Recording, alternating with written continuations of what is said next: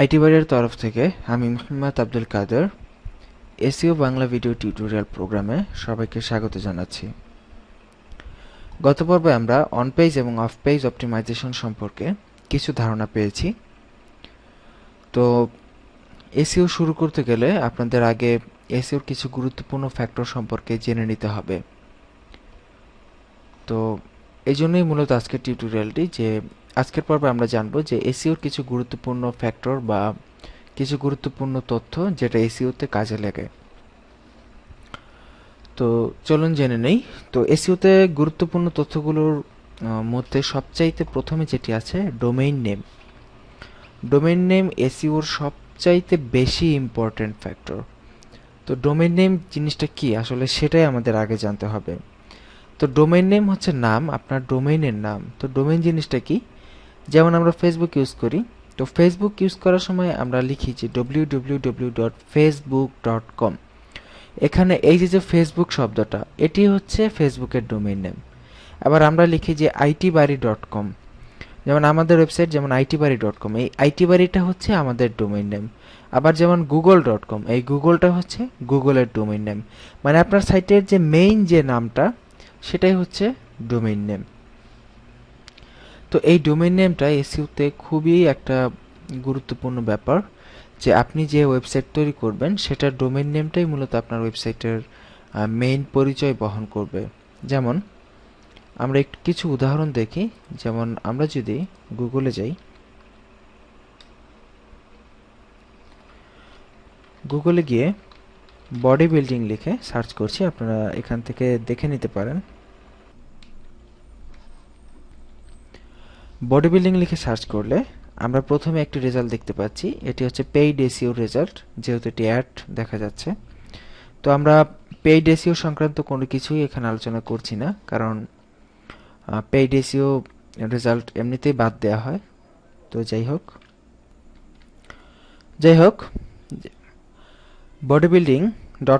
Body building লিখে যখন আমরা সার্চ করেছি,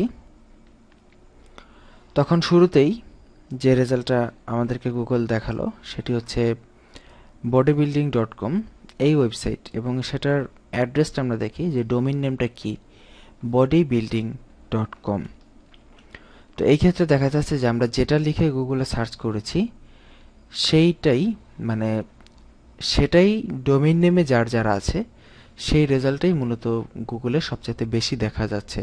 এবং শুধুমাত্র তাই নয়, দেখা যাচ্ছে যে প্রথম 4টা রেজাল্টই কিন্তু গুগল একই সাইট থেকে দেখিয়েছে, এবং প্রত্যেকটা সাইটই একই সাইট bodybuilding.com থেকে।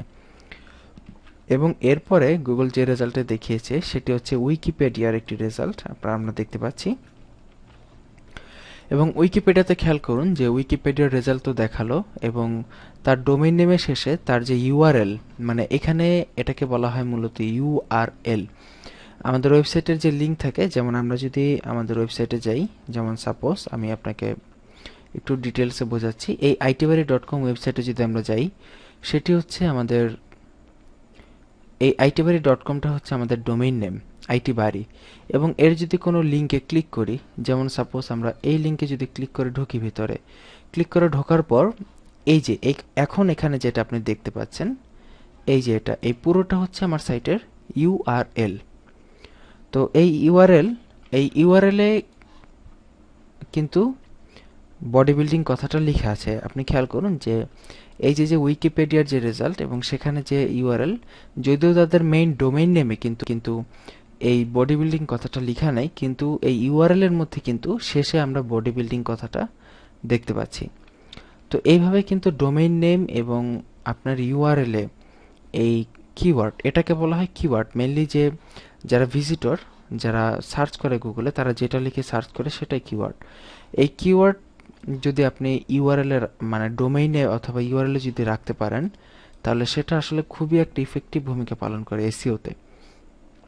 আর আপনার ওয়েবসাইটের মেইন ডোমেইন নেমটা আপনি এমনভাবে নেওয়ার চেষ্টা করবেন যাতে করে আপনার সাইটের যে মেইন কিওয়ার্ড বা আপনার সাইটটা মেইনলি যে বিষয়ের উপর হবে সেটার সাথে যেন মিল থেকে হয়। মানে সেটার সাথে যেন মিল থাকে এমন একটা ডোমেইন নেম আপনি নেওয়ার চেষ্টা করবেন। আর যদি আপনার ডোমেইন নেমটা যদি কোনো বিশেষ কোনো কোম্পানির নামে নিতে হয় তাহলে আপনি সেটাও নিতে পারেন, নো প্রবলেম। তবে সেই ক্ষেত্রে আপনার কোম্পানি যে বিষয়ের উপর, সেই বিষয়ের কিওয়ার্ড আপনি আপনার ওয়েবসাইটের বিভিন্ন ইউআরএল এ রাখার চেষ্টা করবেন। তো এই গেল ডোমেইন নেমের ব্যাপার। ডোমেইন নেমের পর 2 নম্বর আছে কিওয়ার্ড। তো কিওয়ার্ড কি আমরা বলেই ফেললাম যে ভিজিটর যেটা লিখে গুগলে সার্চ করে সেটি হচ্ছে মূলত কিওয়ার্ড। আর আপনার সাইটের জন্য কিওয়ার্ড নির্বাচন করা অত্যন্ত অত্যন্ত গুরুত্বপূর্ণ একটি কাজ। সঠিক কিওয়ার্ড আপনার সাইটের জন্য নির্বাচন করতে হবে। আপনি কোন বিষয়ের উপর সাইট করবেন। যেমন আপনার যদি কোনো বিজনেস সাইট হয় তাহলে তো বিষয় ফিক্সড, তাহলে তো সেটা চেঞ্জ করার ওয়ে নেই। যেমন আপনার যদি ক্যাটারিং এর বিজনেস হয় তাহলে তো আপনাকে অবশ্যই ক্যাটারিং কিওয়ার্ড নিয়েই সাইট করতে হবে। আবার যদি আপনার দেখা গেছে যদি কোনো মেডিকেল থাকে, মেডিকেলের যদি ওয়েবসাইট বানান তাহলে তো অবশ্যই মেডিকেলের বিষয়ে আপনাকে ওয়েবসাইট তৈরি করতে হবে। বাট দেখা গেছে আপনি কোন একটা নতুন সাইট তৈরি করতে যাচ্ছেন আপনার সাইট, তো সেই সাইটের জন্য একটা কিওয়ার্ড আপনি নির্বাচন করতে চান যে কোন বিষয়ের উপর সাইট তৈরি করবেন। তো এই ধরনের সাইটের জন্য যদি আপনি কিওয়ার্ড নির্বাচন করতে চান তাহলে কিওয়ার্ড রিসার্চের মাধ্যমে আপনি কিওয়ার্ড খুঁজে বের করতে পারেন। আপনার সাইটের জন্য বেস্ট কিওয়ার্ড খুঁজে বের করতে পারেন। যেমন এমন ধরনের কিওয়ার্ড আপনার সাইটের জন্য নির্বাচন করতে হবে যেটার কম্পিটিশন কম। মানে আপনি যে গুগলের সার্চ রেজাল্টে আসবেন সেটা কিন্তু গুগল এমনি এমনিতেই আপনাকে রাখবে না। এখানে যেমন এই বডি বিল্ডিং লিখে যে আমরা সার্চ করেছি, এখানে কিন্তু প্রথমে একটা সাইট, তারপরে একটা সাইট, তারপরে একটা সাইট। যেমন আমরা যদি newspaper site in USA লিখে সার্চ করি তাহলে দেখব যে প্রথমে ইউএসএ টুডে আছে, আবার এরপরে আছে দ্য গার্ডিয়ান ডট কম। তো এই যে যে দ্য গার্ডিয়ান ডট কম আছে 2 নম্বরে এবং ইউএসএ টুডে আছে 1 নম্বরে, তো কেন ইউএসএ টুডে 1 নম্বরে এবং দ্য গার্ডিয়ান ডট কম কেন 2 নম্বরে? এরকম কেন হলো? গার্ডিয়ান ডট কমও তো আগে থাকতে পারতো, আবার ইউএসএ টুডেও তো পরে থাকতে পারতো। তো কেন এটা এমন হলো? তো এইটাই হচ্ছে মূলত মেইনলি সিস্টেম। এটি হচ্ছে এসইওর মেইন ভিত্তি, যে আপনাকে টপ রেজাল্টে বা ফার্স্ট পেজে থাকতে হবে গুগলের। দেখুন এখানে আমরা সার্চ করার ফলে কিন্তু এখানে দেখুন কত রেজাল্ট আছে। দেখুন কতগুলো রেজাল্ট, প্রায় 37 কোটির মতো রেজাল্ট গুগল এখানে নিয়ে এসেছে যে newspaper site in USA লিখে সার্চ করায়। এবং নিচের দিকে আমরা 2, 3, 4, 5 এরকম অনেক পেজ পাবো যেখানে আরো অনেক নিউজ পেপার সাইটের অ্যাড্রেস আসবে। বাট কেন এগুলো এত রেজাল্টের মধ্যে কেন ইউএসএ টুডে একদম টপে? তো এই জিনিসগুলো হচ্ছে মূলত কিওয়ার্ড এবং সাইটের পেজ র্যাঙ্ক ইত্যাদি বিভিন্ন বিষয়। তো পেজ র্যাঙ্ক কি সেটা সম্পর্কে আমরা পরে আলোচনা করেছি।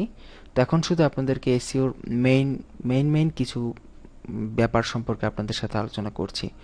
তো এই কিওয়ার্ড যে যত ভালোভাবে মানে ইউটিলাইজ করতে পারবে তত তার সাইটকে গুগলে প্রথমের দিকে নিয়ে আসার সম্ভাবনা বেশি। তো যাই হোক, তারপরে আছে অরিজিনাল কন্টেন্ট। আপনার সাইটের কন্টেন্টগুলো যাতে অরিজিনাল হয়, কারণ কন্টেন্ট যদি ডুপ্লিকেট কন্টেন্ট হয় তাহলে কিন্তু গুগলের রেজাল্টে আপনি আসতে পারবেন না, বা যদি রেজাল্টে এসেও যান পরবর্তীতে গুগল আপনাকে তার রেজাল্ট থেকে পেনাল্টি দিয়ে বের করে দিবে।